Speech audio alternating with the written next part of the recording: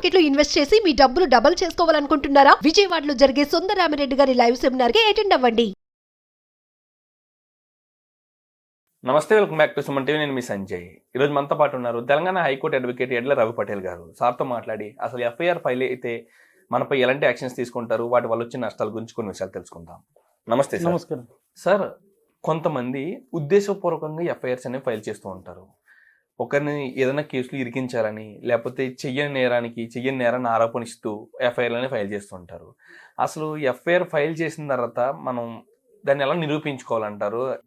ఈ కేసులో మీరు నేరస్తులు కాదు అని చెప్పేసి. And one thing, FIR file అవ్వడం వల్ల మనకు వచ్చే నష్టాలు ఏంటంటారు? యాక్చువల్లీ ఏంటంటే ఎఫ్ఐఆర్ అంటే ఫస్ట్ ఇన్ఫర్మేషన్ రిపోర్ట్ ఏదైనా ఇప్పుడు మీరు అన్నట్టు ఇరికించడం కానీ ఇన్ఫ్లుయెన్స్ చేయడం వల్ల అంటే వీళ్ళు ఏం చేస్తారంటే వెళ్ళి పిఎస్లో కంప్లైంట్ చేస్తారు ఫస్ట్ ఫలానా అని చెప్పేసి.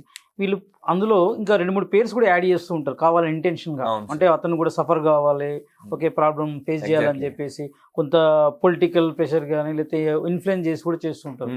అంటే ఒక సామాన్యునికి ఒక ఎఫ్ఐఆర్లో అది మన ఒక కంప్లైంట్లో పేరు నమోదైన తర్వాత అది వెంటనే ఎఫ్ఐఆర్ చేస్తారు పోలీస్ వాళ్ళు.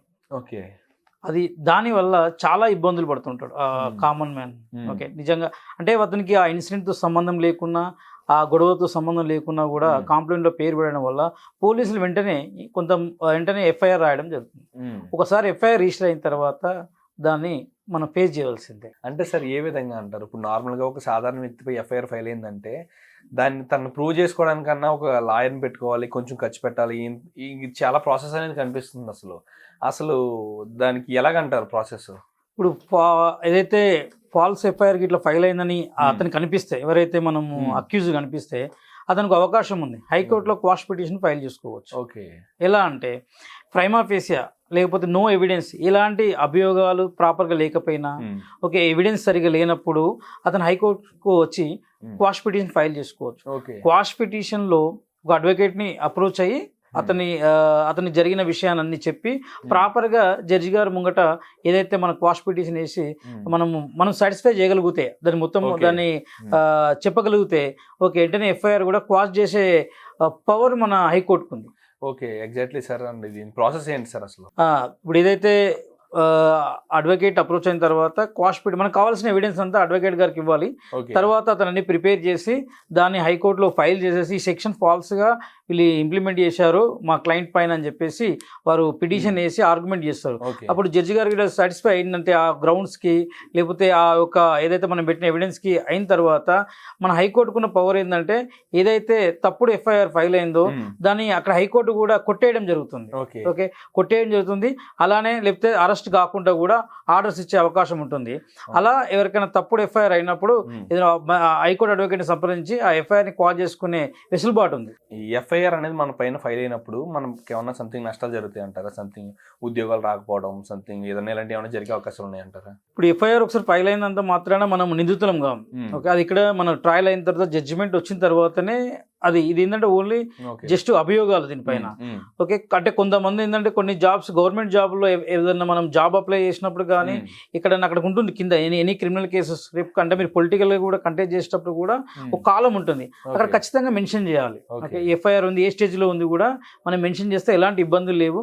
కొంతమంది అంటే depends on the companies, depends on the sectors ని బట్టి కొంతమంది అంటే క్రిమినల్ బ్యాక్గ్రౌండ్ ఉందేమో అని భయపడి తీసుకోలేని పరిస్థితుల్లో ఉంటారు. మా కొన్నిట్లలో మెన్షన్ చేసినా కూడా అలో చేసుకోవచ్చు. యాక్చువల్గా ఏంటంటే ఒకసారి కంప్లైంట్ ఇచ్చినప్పుడు పోలీస్ వాళ్ళు కూడా ఓకే వెంటనే ఎఫ్ఐఆర్ చేయకుండా ఫస్ట్ ఆ కంప్లైంట్ బేస్ చేసుకొని కొంచెం ఇన్వెస్టిగేషన్ చేయాలి. అంటే ఈ యొక్క ఇన్సిడెంట్ పైన ఎవరెవరికి పాత్ర ఉంది, ఎవరెవరు దీని ఇన్వాల్వ్మెంట్ అయ్యారు. ఒక 5 పేర్స్, ఒక 5-6 మంది పేర్లు పెట్టినట్టు మాత్రం అన్ని పేర్లు రాయకుండా రియల్ గా అక్కడ సీన్ ఆఫ్ అక్కడికి వెళ్ళేసి వాళ్ళు సమ్ ఇన్వెస్టిగేషన్ చేసి రియల్ గా ఈ యొక్క ఇన్సిడెంట్ లో ఎవరైతే ఉంటారో వాళ్ళ పేర్లు ఎఫ్ఐఆర్ చేస్తే అప్పుడు బాగుంటుంది. కానీ ఫాల్స్ ఎఫ్ఐఆర్ చేయడం వల్ల ఏమవుతుందంటే ఇతరులు కూడా ఇబ్బంది అవుతుంటాయి. Exactly sir. And one thing sir, ఇక్కడ ఏదైనా ఇన్సిడెంట్లో సంథింగ్ మనం మాట్లాడుకుంది ఏంటంటే ఏదైనా ఇన్సిడెంట్లో సంథింగ్ ఒక వ్యక్తిని తన ప్రమేయం లేకుండా ఎఫ్ఐఆర్లో చేర్చడం వల్ల జరిగిన నష్టాల గురించి అసలు ఆ ఎఫ్ఐఆర్ని ఎలా క్వాష్ పిటిషన్ చేసుకోవాలన్న విషయంపై మాట్లాడాం. ఒకవేళ తనపైనే అసలు మేజర్ ఎఫ్ఐఆర్ ఒక వ్యక్తి పైనే తప్పుడుగా పెడితే, అంటే కొంతమంది ఉద్దేశపూర్వకంగా కేసులు అనేవి పెడుతూ ఉంటారు. సంథింగ్ ఇలాంటి కొన్ని సంఘటనలు చూసాం. ఏ విధంగా అంటే గృహహింస అని, లేకపోతే ఇలా సంథింగ్ అలా కాకుండా ఏదైనా పెద్ద కేసే సంథింగ్ ఎఫ్ఐఆర్ తనపై ఎలాంటి అంటే తన తప్పు లేకుండా ఫైల్ చేస్తే అండ్ తను క్వాష్ చేసుకోవడం తప్పితే తనపై యాక్షన్స్ తీసుకునే అవకాశం ఏముండదు అంటారా? లేదు, తప్పుడు కేసు మీకు తప్పుడు కేసు పెట్టిన తర్వాత మనకైతే ఎప్పుడైతే క్వాష్ అయిన తర్వాత మనము మన సిఆర్పి ప్రకారం కూడా ఆఫీసర్ అగైనిస్ట్ కూడా మనం మళ్ళీ పిటిషన్ వేసుకోవచ్చు, లేకపోతే పరువు నష్టం కూడా అంటే డిఫమేషన్ కూడా మనము పొందొచ్చు. Okay sir. అండ్ ఆఫీసర్ మీద అంటారా సంథింగ్ పెట్టిన వ్యక్తిని కూడా తీసుకోవచ్చు, పెట్టిన వ్యక్తిని కూడా మనము అతని పైన కూడా మనం పిటిషన్ వేసుకోవచ్చు. ఓకే, దానివల్ల సంథింగ్ మనం ఏమేమి లబ్ధి పొందొచ్చు అంటారు? వాళ్ళకి శిక్షలు పడే అవకాశం ఉందంటారా, లేకపోతే మనం నష్టపడే? యాజ్ పర్ యాక్ట్ శిక్షలు పడే అవకాశం ఉంది. అలానే మనకు ఇప్పుడు ఏదైతే కోర్ట్ ఫీజు మనం తిరిగిన మనం ఎక్స్పెండ్ చేసే మనం ఏదైతే మనీ మనం స్పెండ్ చేసామో దాని రికవరీ కూడా మనం కంపెన్సేషన్ కూడా తీసుకోవచ్చు. సార్, అసలు ఈ గృహహింస చట్టంపై అరెస్ట్ అయితే సంథింగ్ ఏదైనా ఎఫ్ఐఆర్ ఫైల్ చేస్తే అందులో పెద్దవాళ్ళని ఇరికిస్తూ ఉంటారు, సంథింగ్ అత్తమామలు కానీ ఇలాంటి వాళ్ళని, బాగా ఏజ్డ్ పర్సన్స్ కూడా. అలాంటి సందర్భంలో వాళ్ళని కూడా అరెస్ట్ చేయాలా సార్? అరెస్ట్ చేసే అవకాశం ఉందంటారా? ఈ గృహహింస చట్టంలో 498 కానీ డీవీసీలో కానీ మనకు ఇప్పుడు ఇమీడియట్ గా అరెస్ట్ అని ఏముండదు. పోలీస్ వాళ్ళు 41 నోటీస్ ఇచ్చేస్తారు.